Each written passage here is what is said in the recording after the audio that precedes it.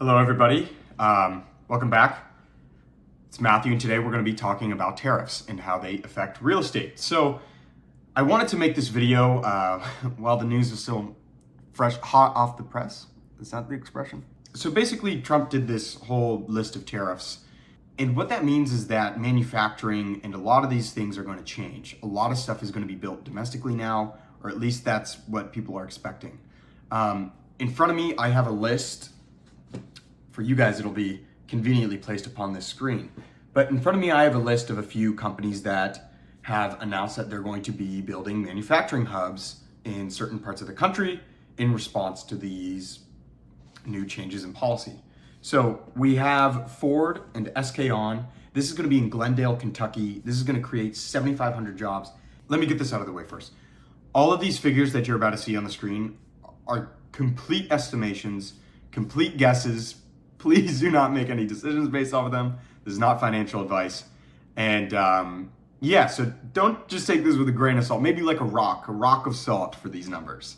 But the underlying strategy is viable. So that's what's really important here. So Ford is going to be building in Glendale, Kentucky. They're estimated to create up to 7,500 jobs at an expected salary range of $18 to $30 an hour. That's pretty great. Their expected completion date of this factory is going to be in 2025.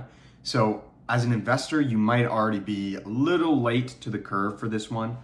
I'm sure a lot of people have already been targeting this area and buying multi-units, buying single-family residence, building planned communities, stuff like that. Sorry, I had to interrupt really briefly. I did put this whole list together, but really the only three that I was looking at are like the top three. And the reason is because they're adding thousands of jobs, which will actually have an impact on the local economy. So Tesla, for example, the amount of jobs that they're adding isn't even specified, and you're stepping into a market with a median household income of $81,000, right? That's pretty good. And the $17.87 to $28 an hour, I just don't feel that it would be competitive enough in the local economy to really start shaping the housing market in any sort of positive direction. It'll probably remain flat. I could be wrong with that. Nevada is a great state, so you'd probably see just like average returns there. But we don't go for average returns. We want above average returns, right? And same thing with Philip Morris. You're adding 500 jobs. It's not a big enough impact for me to seriously consider looking into these areas unless you see other companies that are also coming in, or if there's other things that are isolated from this that could be influencing the housing market. Anyways, just wanted to interrupt and kind of go through that. The one that sticks out to me is Samsung Electronics that's going to be built in Taylor, Texas. By the way, guys, Taylor, Texas has a population of 17,337 people. These are numbers for 2023. It could have gone up, but think about this. We're going to be building a semiconductor plant in Taylor, Texas that's estimated to create 4,500 jobs in a 17,000 person community. That's crazy. That is like an insane impact. This is going to have a massive impact on their housing market. Massive. That's what I think. I could be wrong. I guess we'll just have to see how it plays out.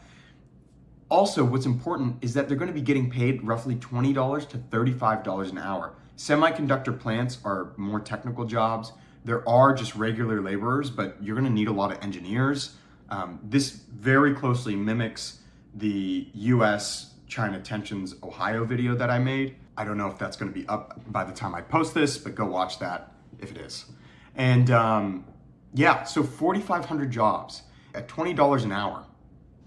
$20 an hour times, let's say you're working 40 hours a week, times 52. You're making $41,000 a year. The median household income here is $78,000. So if you're two people making $20 an hour, working $40 a week, you're actually past the median household income. You're going to be at $83,000 total in gross. Now, obviously, if you're at the higher end of that $35 an hour, you're making $72,000, almost $73,000 a year. So you as an individual are almost making more than the median household income in that county. So this is pretty crazy.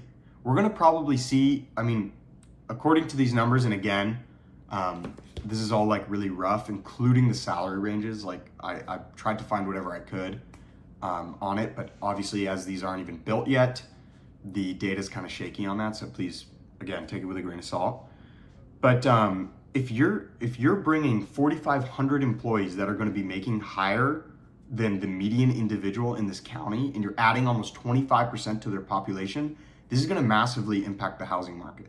The supply will not be able to match the demand, and we're going to see prices go up over there. So I think that's probably a cool market to look at or to keep an eye on. And this is also a prime example because their first fab is expected to be done in 2026, which means that you're going to be getting ahead of the people who are waiting until it's done to invest in these areas. In fact, like, you go through this whole list and you can apply the same logic. Look at how many jobs it's going to create in that area. Look at the population in that area.